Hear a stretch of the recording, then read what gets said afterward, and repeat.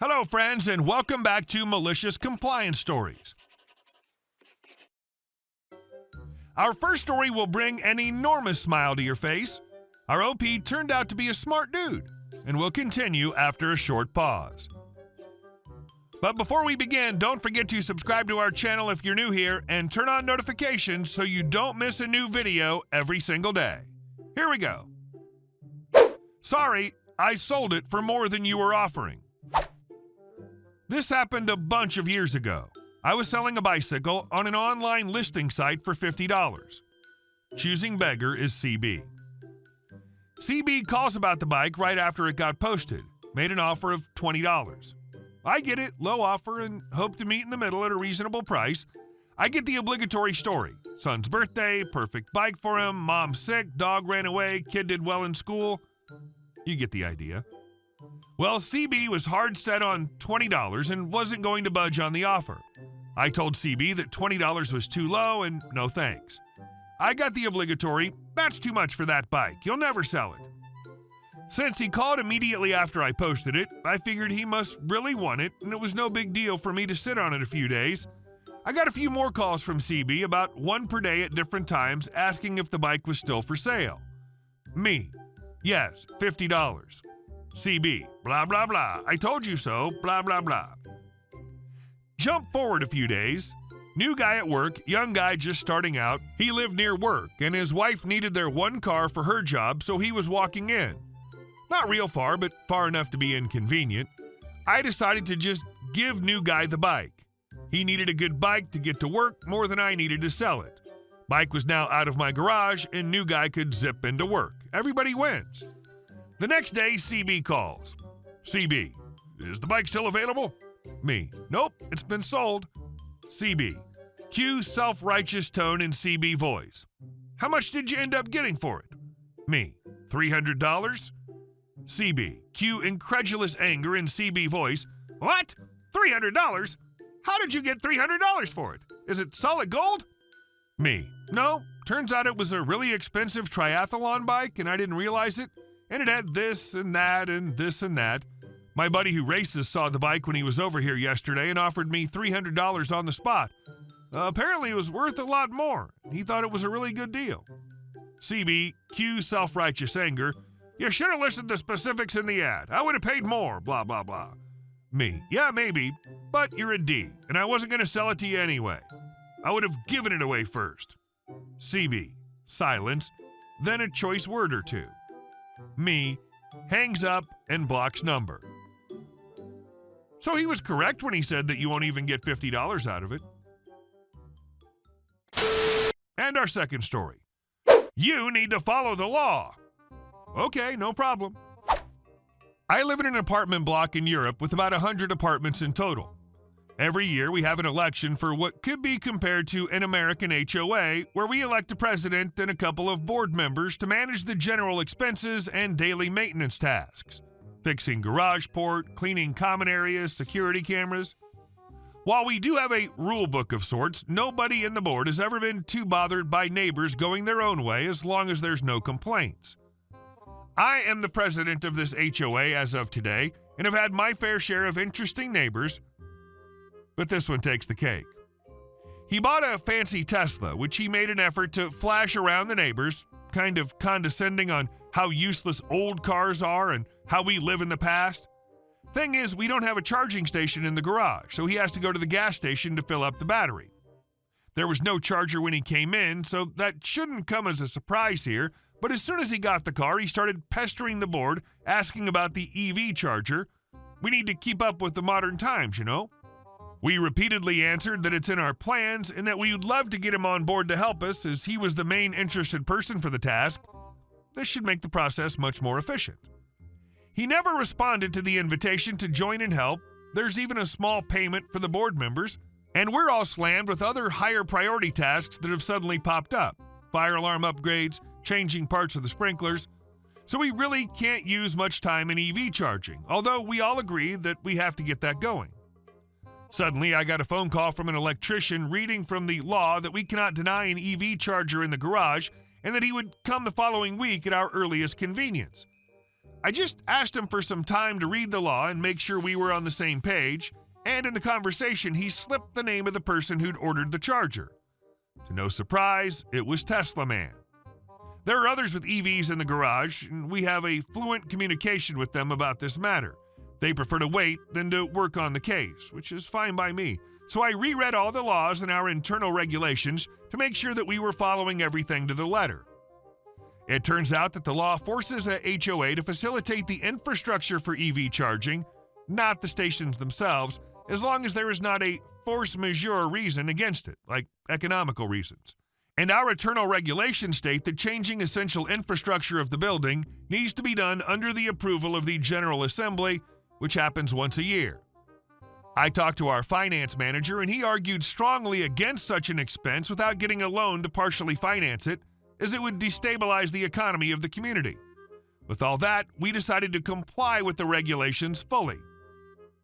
1. We won't decide on any structural changes on the building until the next General Assembly. 2. We need a person dedicated to following the steps of finding providers, comparing offers, and presenting them first to the board and then to the rest of the neighbors. This also includes safety measurements for the upgraded infrastructure. 3. Once we have a budget, we'll find bank offers for the loan that we'll have to take most likely. 4. We need to hire a lawyer to update the rule book to account for the use of chargers in the garage. As steps 1 and 3 are dependent on general assemblies, the process will inevitably be prolonged in time, and we know that neighbors are generally against taking up a loan that will increase their monthly costs. So he'll have to fight an uphill battle for being a pain in the butt. The best part of this is that before all this happened, we were considering setting a temporary charging station for everyone instead of the ideal solution of everyone being free to set their charger on their spot. That would not require a loan, and was planned to be done during 2022. Now we'll have to ask the Assembly if this is an interesting way forward and abide by the response.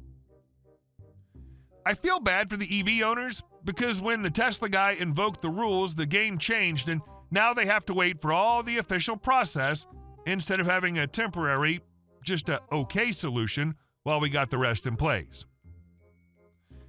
I hope you explained to all the homeowners, especially the ones with EVs, why there's going to be a 1-year delay to get the chargers installed so they can properly thank Tesla guy. And our last story. Man gets car crushed. This story happened about 15 years ago. Here's the cast. OP, me, female, 5'11". Bob, friend, store manager. Chief, my boss. Entitled jerk who lost his car. Okay, background.